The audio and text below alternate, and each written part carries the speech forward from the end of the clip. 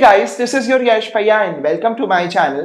तो आपने देखा लास्ट लेक्चर में हमने सॉल्ट से रिलेटेड सारी बेसिक बातें समझ ली। अब हम आगे बढ़ेंगे और अपने पहले सॉल्ट के बारे में पढ़ेंगे। और इस वीडियो में हमारा जो सॉल्ट है वो है कॉमन सॉल्ट। तो चलो चार सितारों शुरू हो जाते हैं।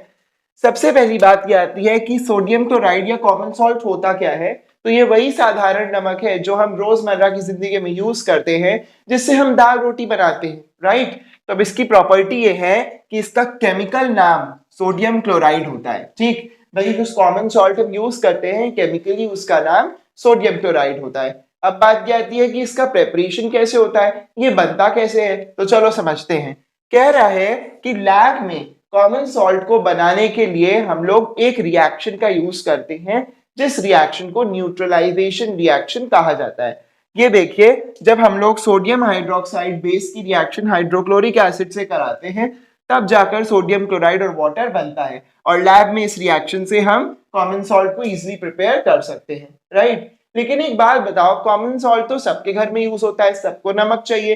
तो इतना लार्ज क्वांटिटी में नमक क्या लैब में इस फॉर्मूले से बनाना कोई समझदारी है, या क्या हम बना भी पाएंगे? इसका आंसर है नहीं, ठीक है। इसीलिए हमारी डेली लाइफ में नमक जो हम यूज करते हैं अपने घरों में, वो इस तरीके से प्रिपेयर नहीं किया जाता है। वो नेचर में नेचुरली एग्जिस्ट करता है। कैसे एग्जिस्ट करता है? दो फॉर्म्स में एग्जिस्ट करता है। सबसे पहले तो सी वाटर में और दूसरा अंडरग्राउंड डिपॉजिट्स में। देखो, जो सी वाटर होता है, जो सी का पानी होता है, वो सॉल्टी होता है। ये तो मेरे सारे चांद सितारे जानते ही होंगे, है ना। अब हम क्या करते हैं, बड़े बड़े वेसल्स में उस सी वाटर को इकट्ठा करते हैं और उसको धूप में इवेपोरेट होने के लिए छोड़ देते हैं। Over a period of time वो वाटर पूरा इवेपोरेट होता है, भाप बन के उड़ जाता है, और जो उस वाटर में सॉल्ट प्रेजेंट था वो हमारे वेसल में बच जाता है।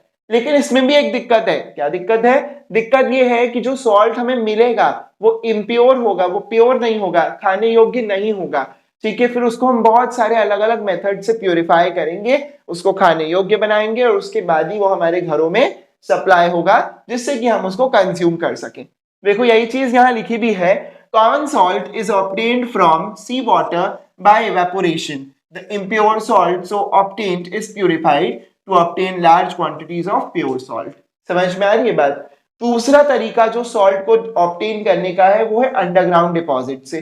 भाई, अंडरग्राउंड में बहुत सारे ऐसे डिपॉजिट्स हैं, बहुत सारे ऐसे बड़े बड़े रॉक्स हैं जिनसे कि सॉल्ट को ऑब्टेन किया जाता है। और ये जो सॉल्ट हमें अंडरग्राउंड डिपॉजिट से, रॉक से मिलता है, इसको हम रॉक सॉल्ट बोलते हैं, और ये ब्राउन कलर का होता है। आपने देखा होगा आपके घरों में काला नमक यूज होता होगा, तो वो जो काला नमक है वो थोड़े थोड़े ना ब्रिक्स के फॉर्म में या रोड़ी के फॉर्म में आता है, राइट। तो यहाँ पर जो अंडरग्राउंड डिपॉजिट से हमें सॉल्ट मिल रहा है, that is nothing but rock salt, या हिंदी में बोले तो काला नमक होता है, ठीक। यहाँ पर देखिए लिखा है, crystals of common salt are found in underground deposits. These are called rock salt and are brown in colour. तो अगली बार जब भी काला नमक खाओगे तो याद रखना कि वो कैसे मिला है, कैसे ऑब्टेन हुआ है। आगे बढ़ते हैं और कॉमन सॉल्ट के यूजेस के बारे में पढ़ते हैं। तो अब बताइए, आखिर क्या क्या यूजेस हो सकते हैं कॉमन सॉल्ट के। एक यूज तो एकदम कॉमन है, और वो ये है कि हम कॉमन सॉल्ट को अपने घर में खाना बनाने के लिए यूज करते हैं।